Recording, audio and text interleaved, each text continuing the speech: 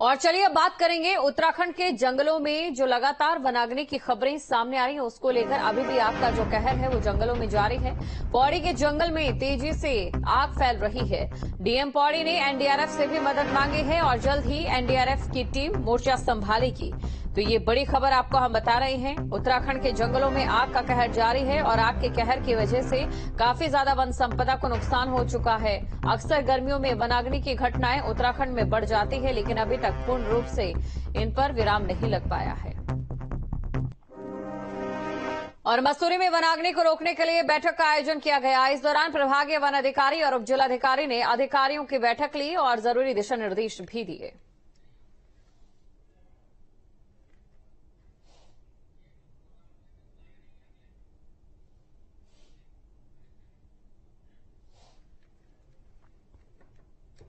अल्मोड़ा मार्ग पर भिकियासेन के पास अब जंगलों में लगी आग तो शांत हो गई, लेकिन सड़क के दोनों ओर राख की काली चादर बिखरी पड़ी है।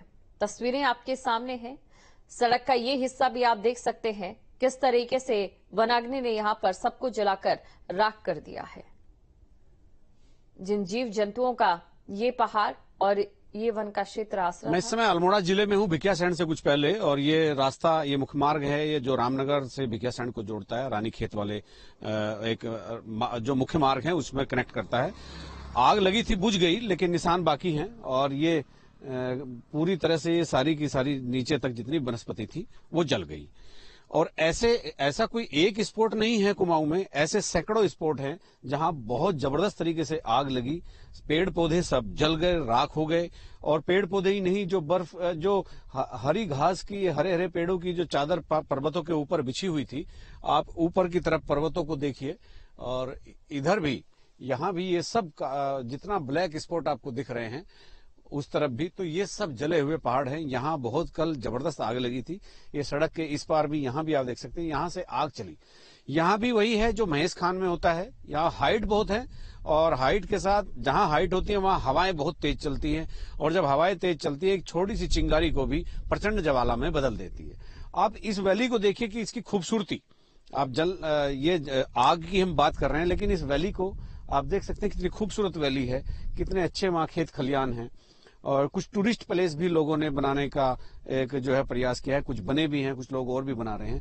लेकिन इस सीजन में जिस तरह की आग लगती है तो उसके निशान यहाँ पर आप बहुत अच्छे से देख सकते हैं। बहुत सारी चीजें बिल्कुल इस तरह से यहाँ पर जली हुई पड़ी है, खाक हो चुकी है। और यही नहीं, नीचे तक जहां तक नजर जाती है वहां तक ये संपदा, वन संपदा जलकर, छोटी झाड़ियां भी पहाड़ में क्या होती है कि छोटी झाड़ियों को भी औषधि के तौर पर लिया जाता है। जितने भी पर्वतों के ऊपर नीचे आसपास जितनी झाड़ियां खड़ी होती है सब सगंध पादप होता है, तो वो भी सारी जल करके खाक हो गई है। अपने सहयोगी कैमरामैन सोनी कुमार के साथ न्यूज स्टेट के लिए भिकियासैंण से अजीत सिंह राठी। और चमोली में 100 से ज्यादा आग की घटनाएं सामने आ चुकी हैं, जिसमें 86 हेक्टेयर वन संपदा को नुकसान पहुंचा है। वन विभाग के अनुसार जनपद चमोली में 5 वन प्रभाग हैं: बद्रीनाथ, केदारनाथ, नंदा देवी, राष्ट्रीय पार्क जोशीमठ, अलकनंदा, भूमि संरक्षण वन विभाग, रानीखेत, गैरसैंण रेंज, जिसमें विभाग की ओर से बचाव कार्य अभी भी जारी है।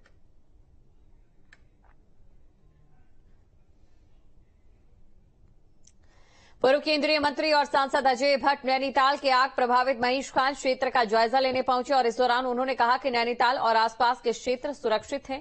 पर्यटक अब घूमने के लिए आ सकते हैं। इस दौरान पूर्व केंद्रीय मंत्री के साथ डीएफओ चंद्रशेखर जोशी, एसडीओ राजकुमार और एनडीआरएफ के अधिकारी भी मौजूद रहे। भवाली रेंज के गागर बीच में मैं इस समय हूँ, तो लाइन काट रहे हैं कि जंप न करे आगे दूसरी जगह। तो पूरे जवान आप देख रहे होंगे नारंगी वर्दी में अलग हैं और दूसरी वर्दी में अलग अलग हैं। एसडीआरएफ, एनडीआरएफ, पुलिस के जवान, एडमिनिस्ट्रेशन के लोग सब लगे हुए हैं। काफी काबू पा लिया है, अब कोई ऐसे खतरे की बात नहीं है। और वैसे भी मैं पूरे देश के लोगों को बताना चाहता हूं कि ऐसा मैसेज जा रहा है कि जैसे नैनीताल में आग लग गई हो, पर्यटक स्थान में आग लगी हो, जाना नहीं है, बिल्कुल सुरक्षित है, आप आ सकते हैं। मैं पुनः एक जिम्मेदारी के साथ, एक जिम्मेदार नागरिक होने के साथ, चूंकि मैं अभी सांसद भी हूं इस क्षेत्र का, इसलिए मैं जिम्मेदारी के साथ कह सकता हूं कि बिल्कुल घबराने की, डरने की जरूरत नहीं है। चारधाम यात्रा को लेकर तैयारियां जोरों